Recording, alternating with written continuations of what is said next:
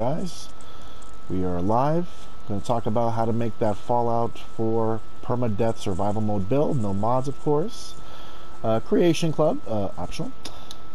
But first things first is the body. Make sure you're all the way at the top of the triangle. This prevents limb damage. But then again, if you do get hit twice, you're pretty much dead, though. Now the important part, special abilities. Now, there's 3 ways you can go about this. The way I run this is with the Aqua Boy perk. This basically allows me to travel anywhere I want to in the map. You can't fast travel in survival mode, obviously, and this perk is just really, really useful. It gives me just a wide range to kind of like go and do whatever it is I want, which is the main reason why it's probably one of my favorite perks, aside from the sneak level 3. But if you want to take a risk, you can do this build. Obviously, skill book goes here. You need all bobbleheads. Endurance is optional. But with this, with the perception level 5, you'll be able to have the demolition expert. With the expert, obviously more explosions, the spray and pray.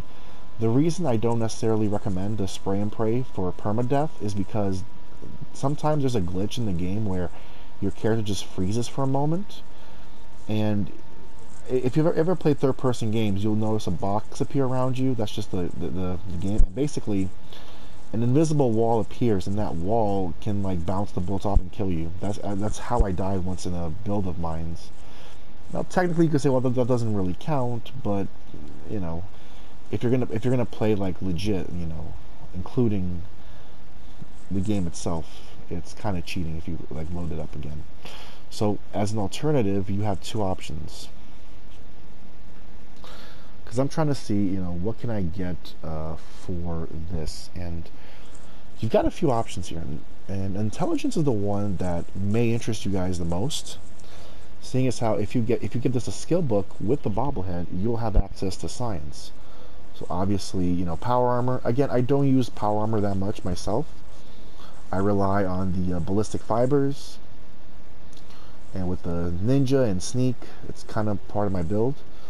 Alternatively, you can go with this one. With the 2, you can get gun fu.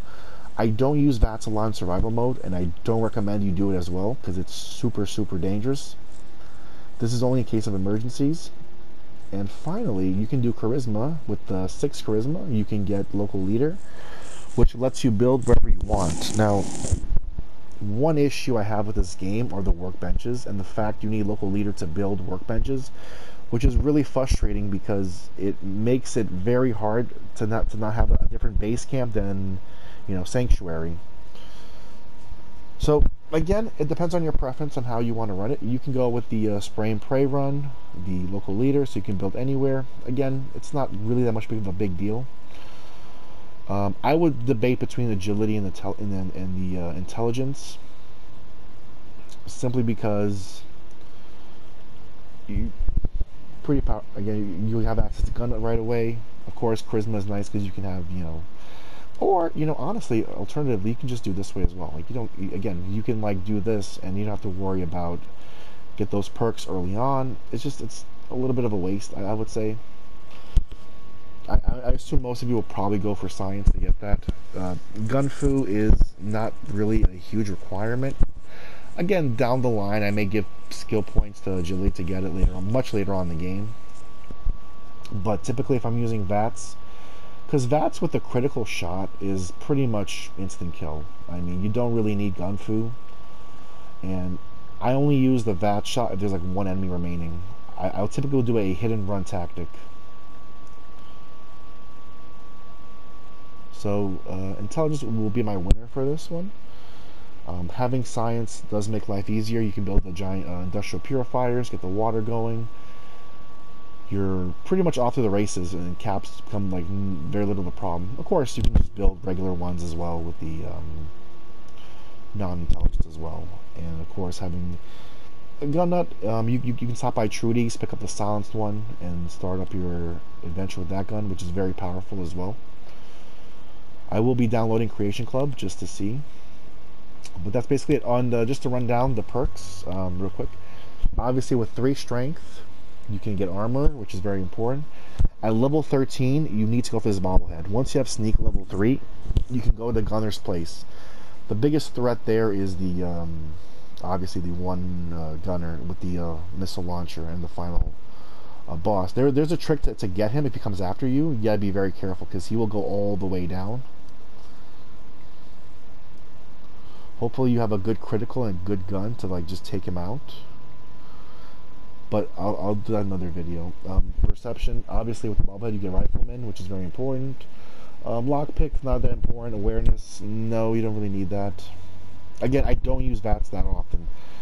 Endurance, you know, now you could take a point away, but I highly don't recommend it because the endurance bobblehead is really hard to get.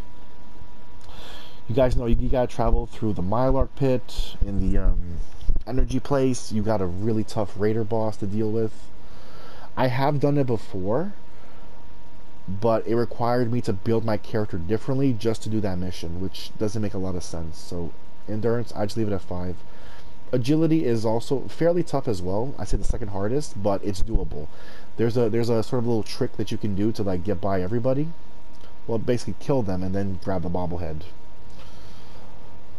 But it is, like I said, it is fairly dangerous. And of course, with 9 luck, luck to me is the most important skill tree.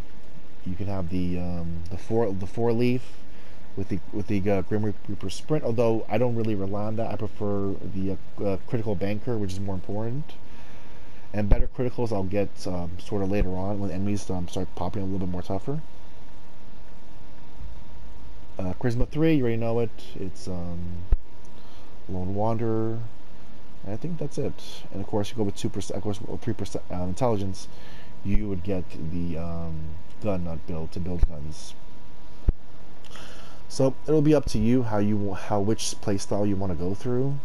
Maybe if you do rely on VATS a little too much, maybe you might go for this one. Again, personally, I won't be because I just don't use VATS at all, and it's very sparingly. So in terms of my playthrough, what I do, because I don't have the spray and pray with me, I have to rely on other guns as well. It makes more sense to give myself that extra intelligence. That way I have other guns that I can use as well, because to make up for the loss of that gun. And having the science is, you know, obviously you can upgrade those guns as well.